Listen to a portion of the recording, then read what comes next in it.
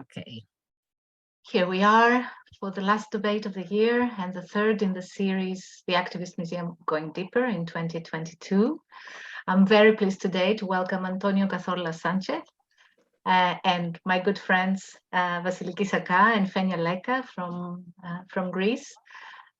This debate, the idea came when we read in The Guardian about the creation of the virtual museum of the Spanish Civil War. And Antonio is one of the founders.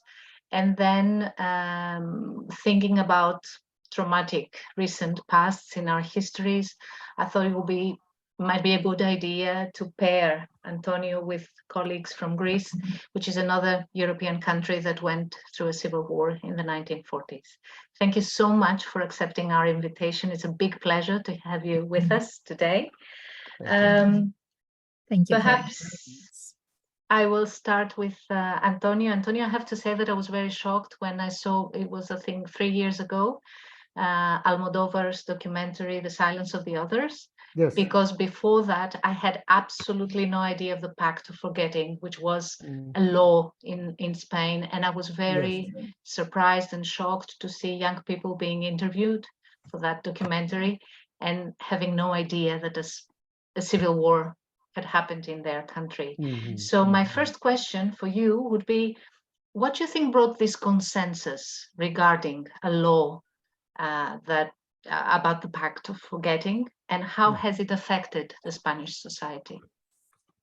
Thank you. It's an excellent question. I must start by saying that I'm critical of the concept of Pact of Forgetting. I think one of the people who coined and developed the concept is a very good friend of mine, and we always agree to disagree on this.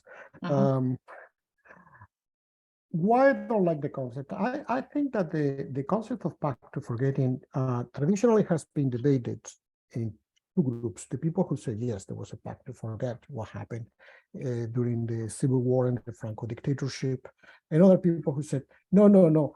What happens was a pact to put history in the back burner, so we will not use history to attack each other. So between these two poles, one would say we are afraid of passing history, the other one, no, we are prudent enough not to use history on politics. We forgot actually what happened in the politics of dealing with the past in Spain. And I will say there are three aspects with very different outcomes. The first aspect is that there was no pact to forgetting in the arts or in the work of historians. Anybody who knows anything about the production of literature, of films, or the work of historians after the restoration of Spanish democracy know that we work like crazy on things like political repression. And it was everywhere. Even the Spanish television system produced in the, I would say, mid-80s, an excellent series called The Spanish Civil War, was more than 30 chapters. It was very, very well done with the best specialists of the time. So in terms of intellectual production, there was no pact of forgetting. Now, there is a second aspect in the policies of reparation. And here, the bag is a mixed one, because governments of the centrist party first, which later disappeared, and then the socialist party passed a number of laws to compensate victims of both the dictatorship of the Civil War and the dictatorship. People who lost their jobs or their survivors got pensions, compensation, etc. Now, having said that, there was a big, big gap in those policies of reparation, the mass graves. The existence in Spain of mass graves in which we have the remains of over 130,000 people who disappeared as a result of the war. This only was addressed starting the year 2000. But again, We have to put things in perspective. There was no demand for that. When Spain democracy was restored in the late 70s, there were cases, local cases of people who, without asking permission to anybody, they organized themselves and they opened mass graves. That was the case in the region of Extremadura and in Navarra. Nobody stopped them. And the person who has coined the concept of pact to forgetting, Paloma Aguilar Fernandez, has been working in the last few years on that. Nobody stopped them. But there was no demand at the time for opening the mass graves.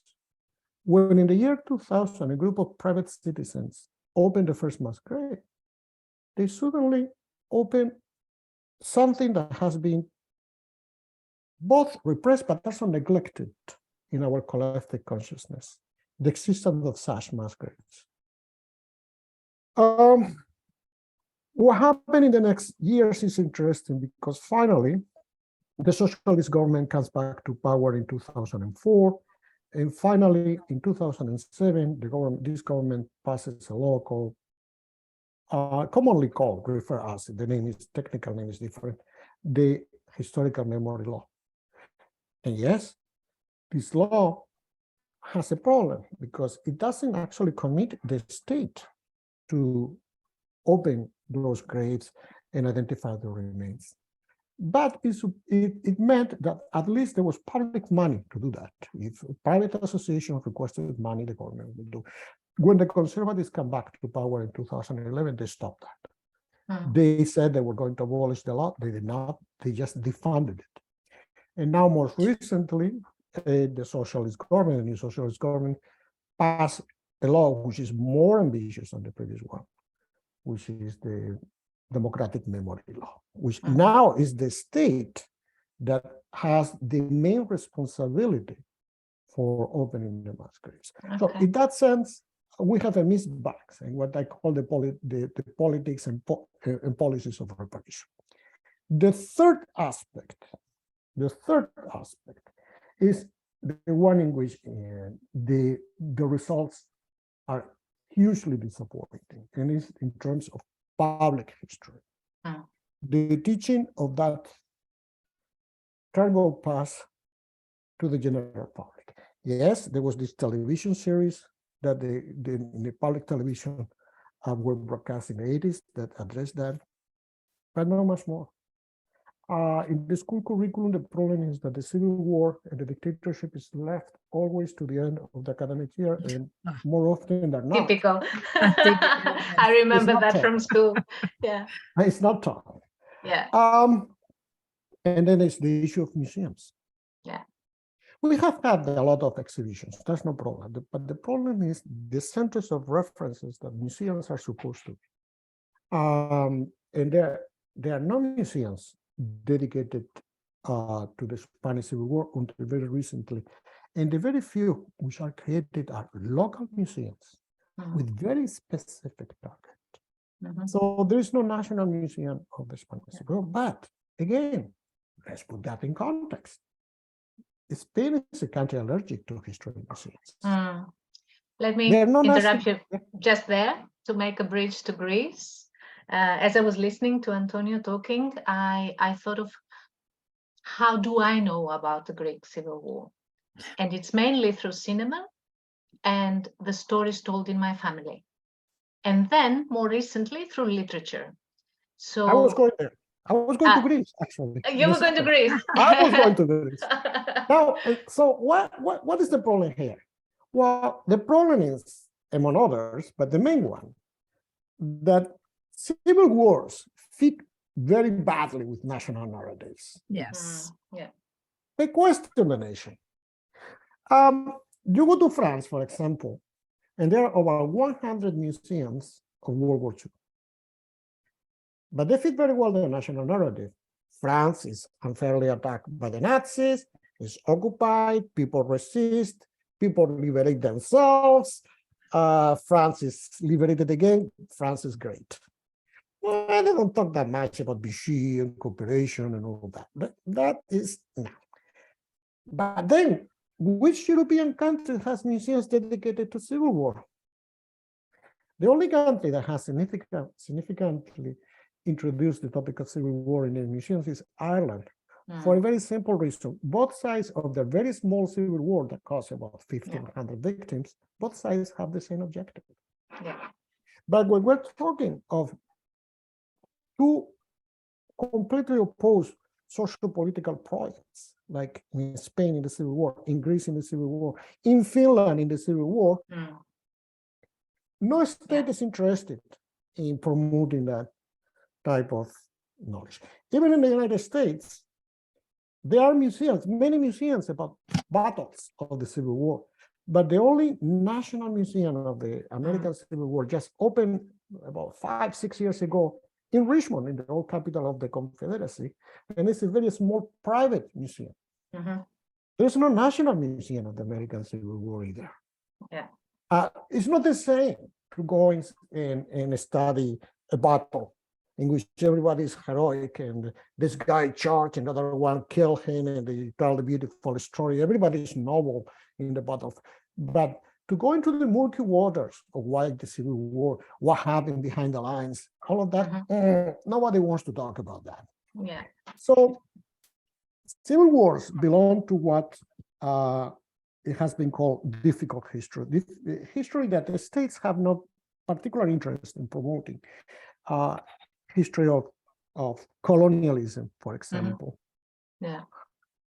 It's just, curiously enough, now Belgium, who for many decades was the laggard, has finally opened a museum of the colonies that makes some sense in that sense. Spain has no colonial museum, France has no colonial museum, Italy has no colonial museum, Britain has no colonial museum, Britain of all countries. Yeah.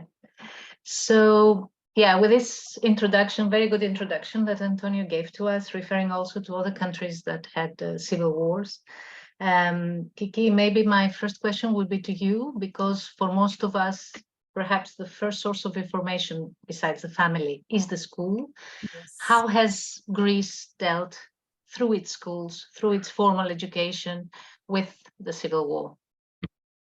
Well, Greece does not dare to confront the ugly past, as I think every European country more or less does, but I think that in Greece the problem is bigger. Just to point this fact that we did not celebrate the end of World War II as all countries do, but the beginning of Greek-Italian War, a victorious one for Greece, followed though by the Nazi occupation. Why so? Because the end of the war was marked by the cruel and very hard Greek civil war. So trauma and open wound for the collective memory, and they try to repel it. I don't.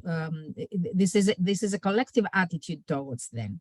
And there was a big discussion this late decade, the last decade, on why we do not celebrate the liberation, let's say, of Athens, because it was followed after a month from the, let's say, first round, according to some historians, for the Civil War, the Cambriana. Anyway, I would say that we have not been in terms with the Civil War until 80s. There was actually not even called Civil War. It was called the Gangsters' War, Simoritopolemos. And but we had the recognition of united resistance, which is a construct. There was not a unified resistance, not in any country as far as I know in Europe, by the socialist government in 1982. So this opened a way to people to come to terms with this resistance idea during the Nazi occupation, but then again not to the Civil War. But there was an explosion of historiographical approaches to the decade of the 40s, which was not, of course, only the Nazi occupation, but the Civil War. The Civil War memory still was dormant, and it was the special historiographical approaches of the zeros that triggered a very very fierce, very vivid public debate. What do you mean the historiographical approaches of the zeros? I'm sorry, I don't know what Yeah, that is. well, it was a big historiographical production of, you know, it gave a very thorough scrutiny on the Civil War. And it was the first time until then in Greece, it was, let's say, the paradox that the history was written by the victorious, those who were the winners. Yes, okay. But actually, the intellectual dominance was on the left intellectuals. So there was a big production, historiographical production from the left-wing historians, or those who were defended they were approaching through this mentality, the Civil War.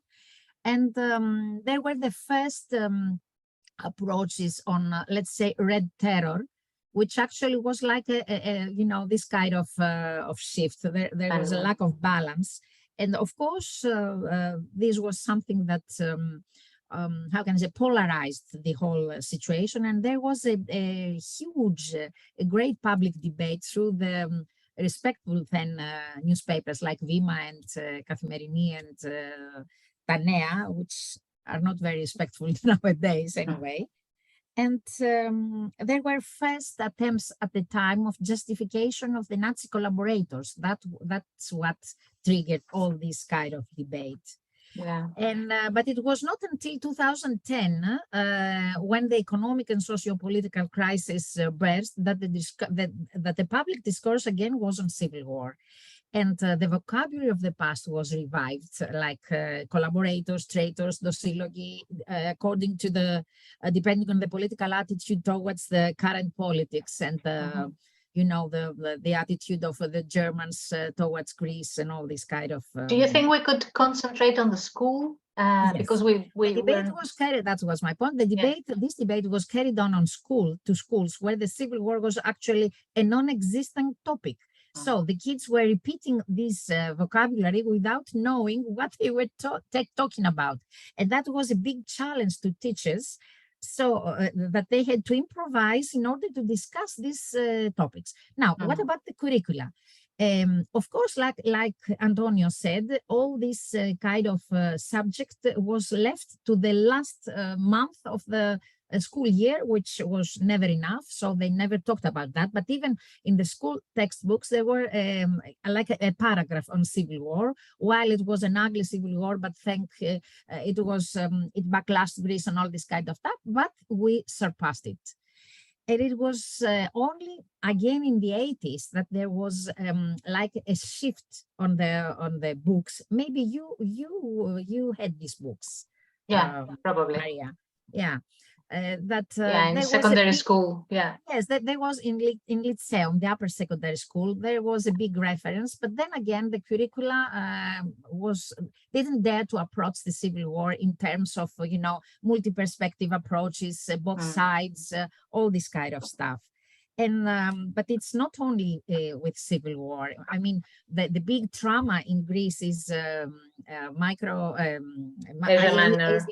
catastrophe, or Asia Minor war is the right, but anyway, catastrophe. Then it was the Civil War. Then it was the 7 years of dictatorship and the issue of minorities. These are issues that actually they're not touched upon. Dictatorship is the easiest case. We approach it now with you know, the security and the let's say the freedom of nowadays democracy.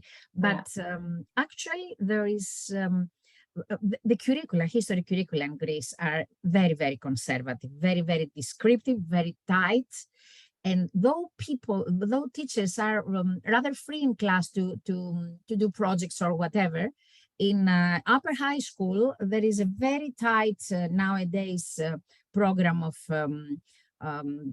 you have to finish all the subject of the year with a data bank that has to be dealt with, whatever I cannot explain now, but it's really very pressing for teachers. So again, there is no room left to deeply approach this kind of stuff. But there is the public history, which is rushing and intruding into school. And public history is not only films and literature that are very popular or whatever. Actually, youngsters do not read literature on Civil War, but they follow some, they can attend some films. The problem is with those, websites of ultra-right, like Golden Dawn parties, that they have their own narrative, which is very attractive to students. And when I was a teacher, I had to face all this kind of passionate attitude by the kids, but no, the Civil War was not like that, and dictatorship was something good, and all this kind of stuff. And really, it was something that was very challenging for teachers, but not all teachers were able or wanted to take the risk or to go into this kind of debate. Actually, and I'm closing to this, I had a case in when I was school consultant in Messina, which is a very polarized area referring to Civil War. There were at the time, some things written in the walls of the school. Again, the discourse of Civil War, Meligalas was a tragedy with a lot of people killed, and then again the counter argument on that. And actually, they were kids in Lyceum that were fought. They stood up in class and they started fighting each other. And when a biology teacher took the initiative and explained what was this thing that they were writing, but they were not sure what were writing in the wall, and really provided the lesson of a period. She was actually condemned by the teacher, the headmaster, and she had to apologize to the authorities. Why? Really? Yeah, it was like that. You are not an historian. Why did you did that? Why did you? Okay. And all this kind of stuff. And right. So let me. Kiki said we don't dare to approach certain subjects. Fenia, do museums dare to approach these subjects? I don't live in Greece all the time, but I never remember visiting any exhibition about the Civil War. Turn your mic on, please.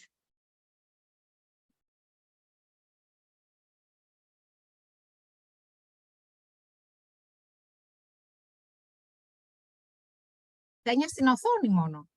Yes. Okay. Perfect. So with museums, so good evening again. It's even worse, I'm afraid. I've seen no exhibition referring to such a subject, and I don't see any intention to deal with this matter inclusively and by all aspects, let's say. So there are very good initiatives, excuse me. Naturally, that's what you wanted to say. Naturally. A very good initiative like this from ASCII, Kiki. What's the transliteration? So the social history, the contemporary social history archives, for example. Archives, yes. They dealt with Macronisus, for example, which was an island for an exile island. Exile island, yes. But as far as I know, no other museum dealt really with such subject, traumatic and with difficult memory. Historians do things. Of course, there are historical walks organized by museums, contemporary museums. But this is this is something just to say we are doing something for this topic. I'm afraid it's nothing deeper. It's nothing serious. Okay. And long-lasting. Kiki, you wanted to say something? Yes, I would say that actually there is not a museum of Second World War in Greece. And I think this is one of the problems, because the issue with the Nazi collaborators is very serious in Greece. There was a huge population who was collaborating with the Nazis, and it was, as Masauer put it, two kinds of collaborators. There were the financially powerful, who were actually more or less doing business with the Nazis. They were the three. three. Mhm. The ideologies who were pro-Nazi, and that was their ideology, they were following them. And there was the Luben and poor people that they joined all these kind of, let's say, battalions that were Security collaborated with the battalions. Nazi. Yes. Who were Yeah. seeking for a way to Survive. either to survive or to revenge or whatever. Yeah. So but the issue of the high rank politicians and bankers and Yeah. people with the power who after the war and the civil war, though everyone knew that they were Nazi collaborators, they were found in high positions like Yeah. they were ministers or whatever. So this is an issue, a very serious issue that it cannot be dealt with. But then Okay. again, I will say that there was an attempt by the Greek parliament, and it was near the edge, which is the Gramos mountain, when the last battle of the Civil War took place. And actually it was a place where the first napalm bombs were used. And in this mountain, in a very remote area, the Greek parliament built like a museum, an open museum, which is dedicated to civil war, more or less, which actually National reconciliation. Rational reconciliation, exactly, that's what it exactly. is. Yeah. Of course, not civil Yeah, yeah. war. Yeah, And it's yeah. kind of environmental museum no- too. Again, Yeah. they were not daring to do something like that. To Yes. go. Yeah. Yeah. So let's go to the museum that exists, because we realize that it's rather gloomy, the situation in different Yes, countries in dealing with this issue. So why did you build the virtual Spanish Civil War Museum, Antonio? What do you hope Yes. it will bring into this discussion and needs of our societies? Maria, I have been advocating with the Spanish government for almost 20 years for the creation of a national museum of the Spanish Civil War. It has been contemplated. I know now it's being contemplated by the government, but those things take a lot of time because for many reasons. Parties go out of power, the next one comes, is not interested, or whatever. So what led us to do this museum is, first, there's no museum, it's obvious. But second, in the existing museums, for example, the army museums, the same happened in Greece or in Finland. They talk about the Civil War, but not directly, but they put artifacts. And so it's not that we don't have artifacts. What we don't have is a discourse. And we created this museum to have a discourse about the past, a discourse that can transcend to the general public. So we made a public museum, free entrance, 24 hours a day, 7/3/5/24.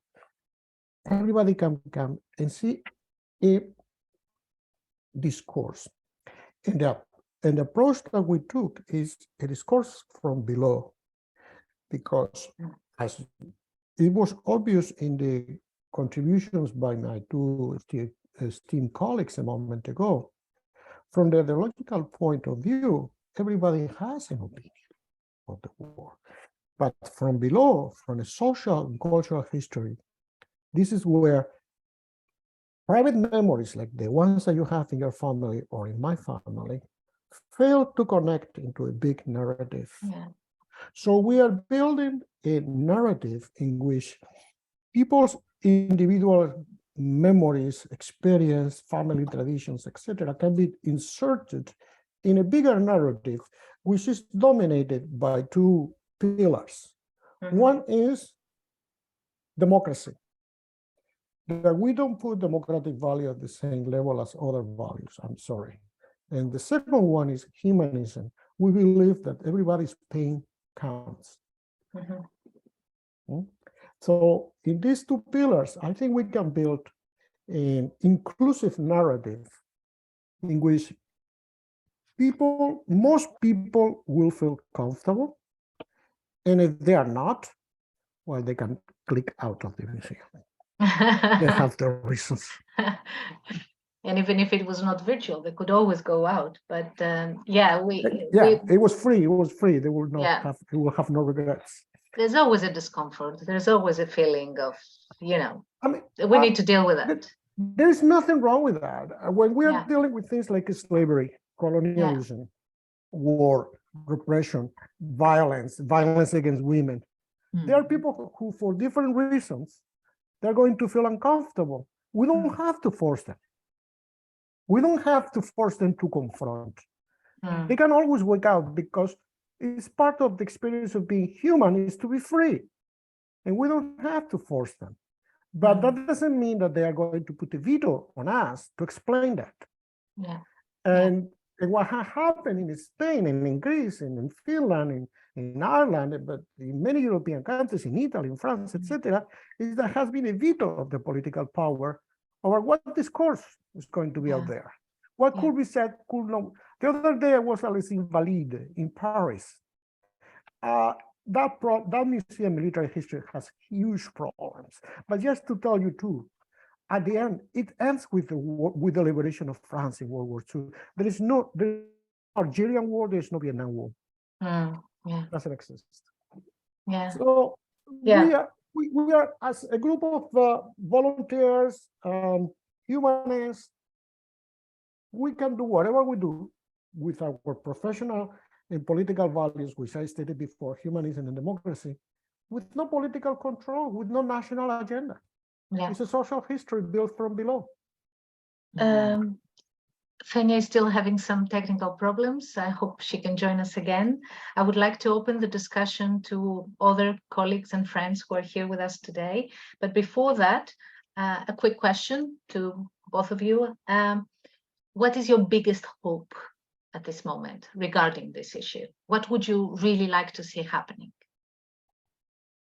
In my case, I would love that the government finally managed to build a national center of reference. It will be very important that when horrible things are said in the media or in the social media, there is this national center of references. Excuse me, this is just foolish. That's not actually. Okay, Kiki, what's your wish? I'd like to see free curricula, modern curricula, who actually aim into building historical consciousness. So people and teachers are not afraid to approach difficult issues, which is not an easy task, but there is, you know, a whole. Fenia is calling me. It's a whole, you know, how can I say, a whole science on how to approach sensitive, controversial, and traumatic issues. And this is something we have to focus on, because this is something that helps people acquire critical historical consciousness, because we aim to active citizenship. And the basis for active citizenship is exactly this. The way the Civil War was, you know, something that, as I mentioned, Golden Dawn was, you know, was fed by it. Was fed by it, and they were feeding their followers by it. So this is something very, very important. School is very important. Curricula is very important. Are very important. And free expression is very important. I'm afraid that we're not going to see a museum like that in Greece. Very soon. Actually, I will say this and I stop. In the War Museum, the heart of Athens, a new section was added, and it was actually devoted to General Napoleon Zervas, which is a very controversial person.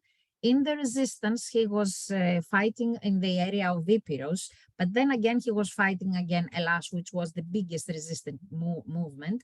And he was organizing the battalions of collaborators during the Cambriana in Athens. Then he was supported with, of course, a ministry.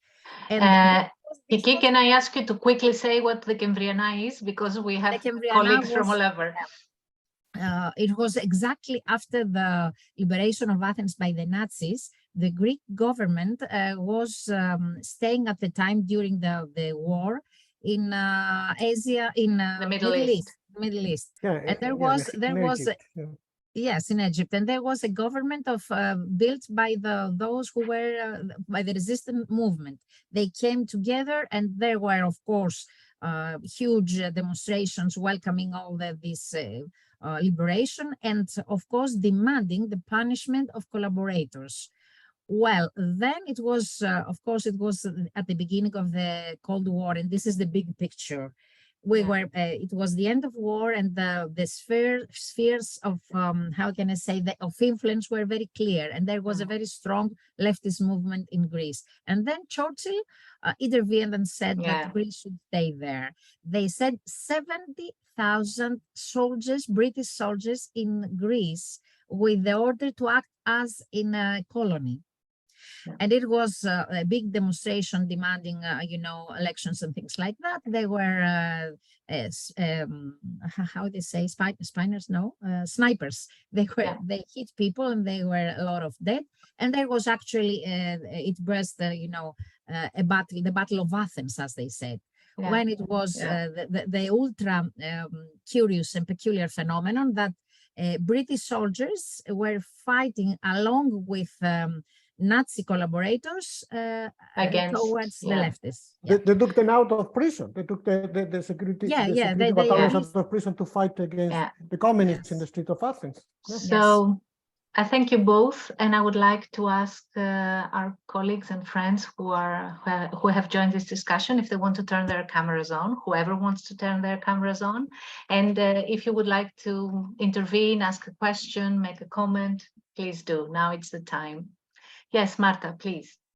Hello, everyone. Thank you so much for this amazing session. I learned a lot of things that I didn't know about, and I took some notes, and I just finished with oral history, which is I'm amazed about. And these topics of recent history are perfect for such methods. But my question, and because of education, I'm graduated from fashion design and now from cultural management, but I've had history classes through all the phases of my education from high school till now. But because I'm an arts major, I cannot teach history in a Portuguese curriculum, which is kind of foolish too, because I would love to. But my question is, why do we teach history chronologically? Should we invert things? How could we change the curriculum? Because I too did have a lot of stuff in the end of the year that was not taught. So I see that pattern being revisited a lot everywhere. And even though Portuguese most recent history is not as controversial as other countries, we do have a lot of problematic, especially vocabulary, we're still one of the few countries, I believe, that still calls the colonial era the discoveries, the amazing discoveries, right? So how could we change the way we teach history in particular? And another thing I would like to note is that it's only 1.5 hours until the 9th grade, which per week, which it's like 3 times less than math, which is the one that has more hours. So yeah, I think that's also a really bad reference to have. Perhaps it could be you answering this question. Okay, the linear approach, the chronological approach, is the easy approach, and everybody follows it in several countries. But there is another way to do it. It's thematic approach, which is you choose 5 topics per year, and you study them deeply, which is something which is very demanding. And there is a condition, let's say, precondition for that. You need to have a general idea in order to study deeply the subject. In Greece now, the new curriculum, which is actually an attempt to do thematic history in upper high school, is already failing. 1 year is tested because they chose not 3 to 5 subjects as it's the reasonable thing to do, but about 20 subjects per class. So it's not nothing in depth, and not and it's meaningless to students. But there are a lot of ways to approach things, and you can do jointly, chronologically, and then you have 3 to 5 projects per year. And of course, local history is very important, because local history allows you to do something that is very familiar to you, and then deductively you can go to the general idea. And one big problem is that you teach history and you never go back to this big picture, which is very, very, very important. It's something that always I used to say to the teachers, go back to the big picture, and there is not a single incident that it's not connected to something bigger. Yeah, thank you, Kiki. Is there any other question or comment? Still have about I have a little comment from my minutes. Portuguese friend. Don't feel that bad about the shortcomings of Portuguese public history. The other day in Les Invalides, the French aggressions in the colonies in the 19th century were still called pacification, wars of pacification. And if you go to Madrid, you go to the Museum of America, which is a very wasted museum, in my opinion. The Atlantic trade of slaves is called migration to America. Yeah. So, migration, why not holidays? I saw that when I visited, and I couldn't believe it. I took a photo. We use it in the trainings to say that it's called migration. Migration to America. Who is, I will not say the word because it sounds gross. Who is the person who did this? Yeah. Thank you, Antonio. Any more questions or comments? Can I ask something? Please. I want to ask Antonio, and you, of course, you know the subject, because I was really shocked about this pact of silence or forgetfulness. Who is it about? I mean, who is interested in that? Who is supposed to forget or to be silenced? Yeah. No, listen, I come from a family of the defeated side of the Republicans. The silence during the dictatorship was because you have the fascists there and making propaganda about their vision of the past, and you have the private memories of families who had, but it was very difficult because they didn't tell the children, they didn't tell us anything. They tried to keep us innocent. So when democracy came, all people, my parents, my grandparents, started to talk and telling us stories. But at the same time, people who went through the war in the immediate post-war, Greece and Spain has something in common. The huge famine, you have it during Nazi occupation, we had it after the Civil War, but still more or less the same number of people died, about 200,000. People were very traumatized. So on both sides, and there were never two sides in the Spanish Civil War, there were many sides, but in the Spanish side in general was this idea, never again another civil war. Whatever we do, never again. Franco took advantage of that because questioning his rule was forcing, the alternative was violence against the dictatorship. So that was one of the reasons why Spain was so peaceful under the Franco dictatorship. But when the transition to democracy started, people were actually saying to politicians, whatever you do, but don't reopen the wounds of the war. We don't want to risk. Keep in mind that in those days, the Spanish army and most of the police were Francoist. So we did a political transition, unlike Greece, in which was the army that decomposed internally and expelled the military junta. In Spain, the army was fully Francoist. So there was this prevention all the time not to provoke the army. So we just decided that we had nothing to gain from talking at political level about the Civil War. We have huge problems at the time. We have terrorism, we have inflation, high unemployment, an army that was Francoist, and concentrate on solving the pressing political and social problems of the time. So the attitude of most people was consensus. It is only after democracy was firmly established and Spain became a very wealthy country at the end of the past millennium that people started to say, wait a moment.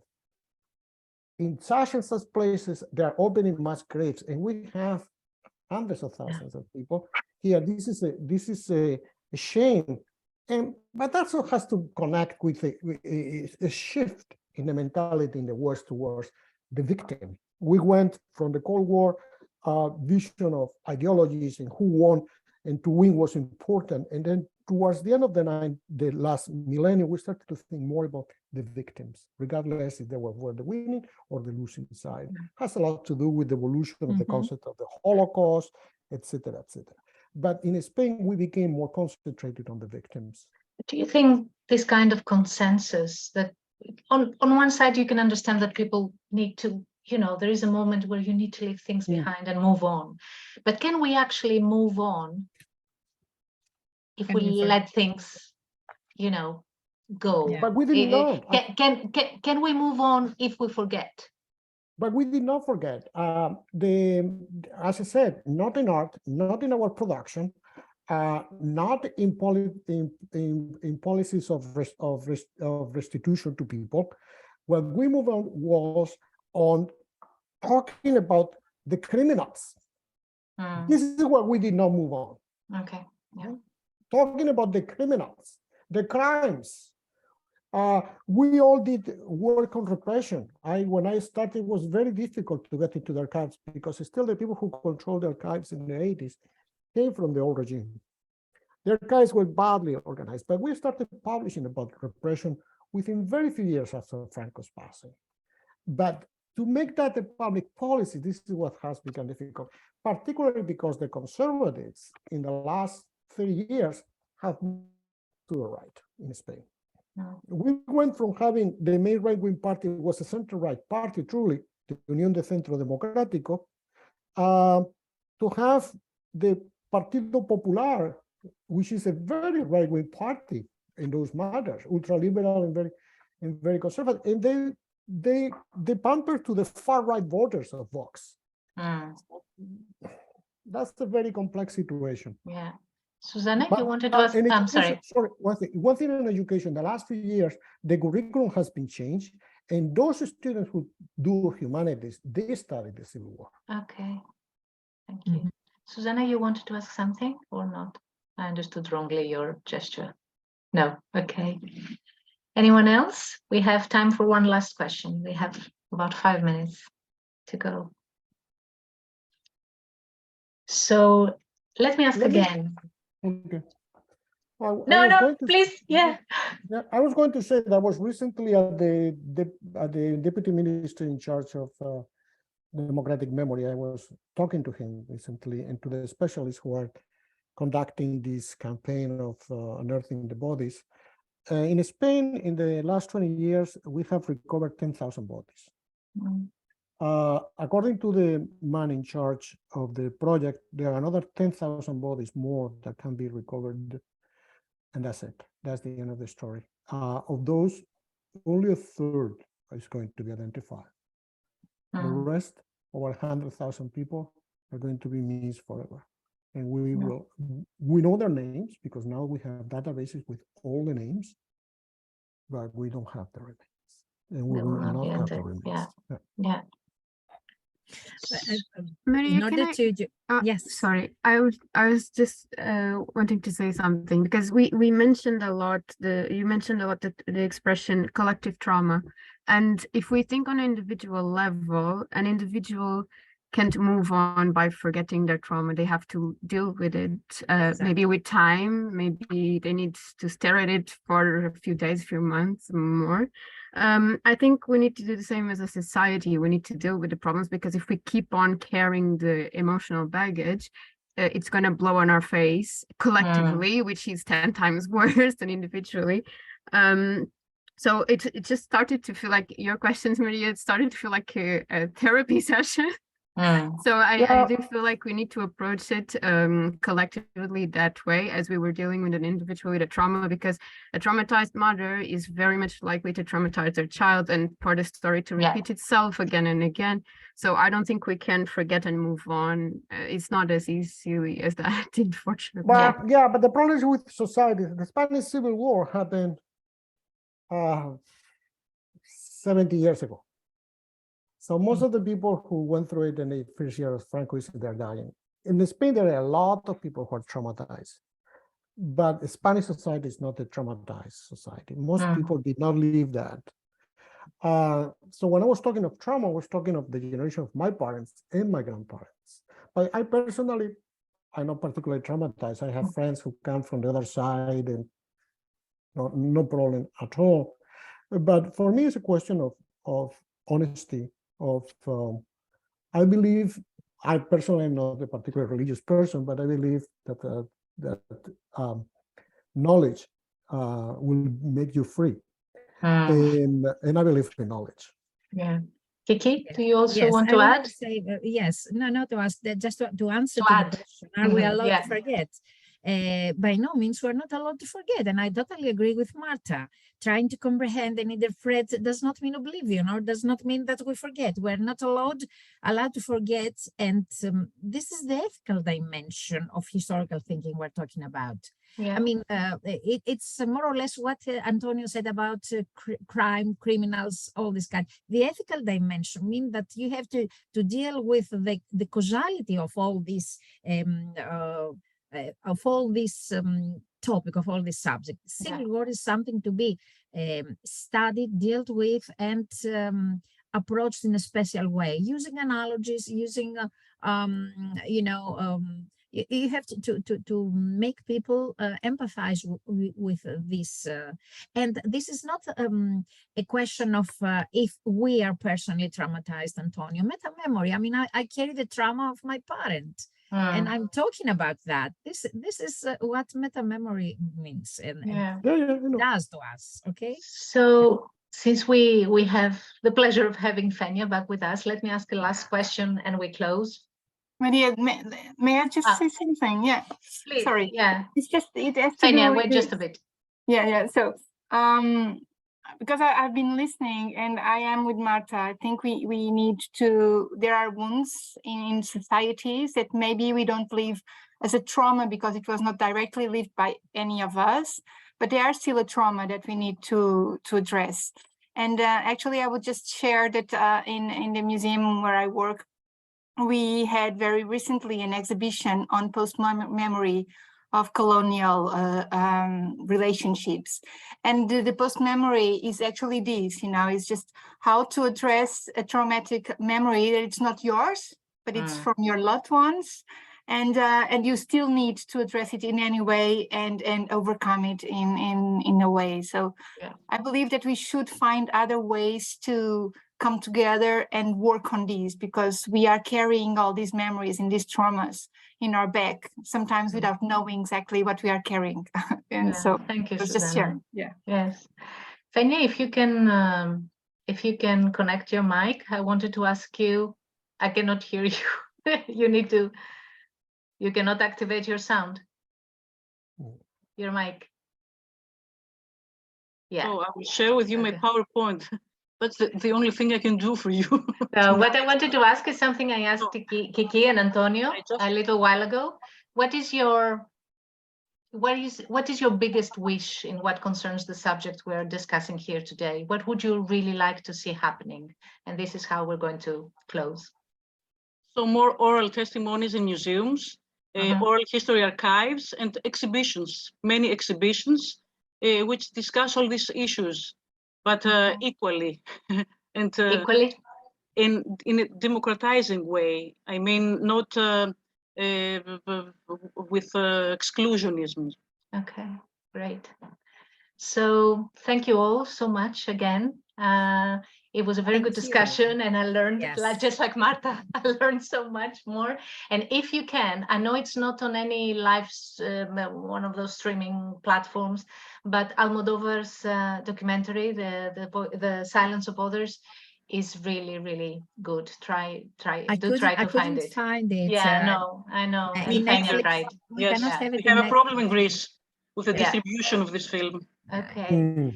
So sometime. Thank you all so much. Have a good holiday. Thank you. Have a very good nice meeting you all. New Year. And we'll see each other again, perhaps in this series in February, perhaps with the Museum of the British Colonialism, which is Whoa, something I that's want to be there. I'll let you know, Antonio, probably in February. We're already discussing with them. Yeah. Thank you all so much. Bye. See you soon. Bye. Bye-bye. Thank you. Bye-bye. Bye.